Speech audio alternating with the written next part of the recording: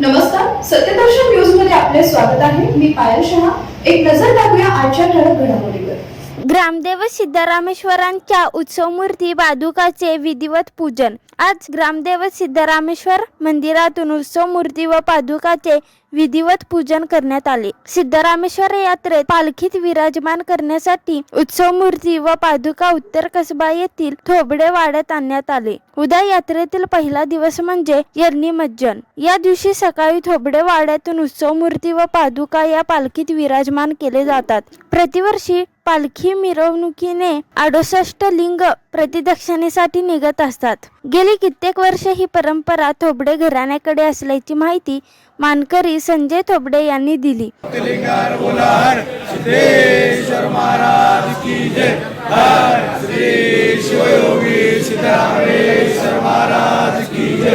सदर प्रसंगी मानकरी सिद्धेश थोबडे, संकेत थोबडे, मंजुनाथ हब्बू, प्रतीक थोबडे, प्रथमेश थोबडे, निखिल थोबडे, अक्षय वानकर, रोहन महेंद्रकर, ओंकार स्वामी यांची उपस्थिती होती.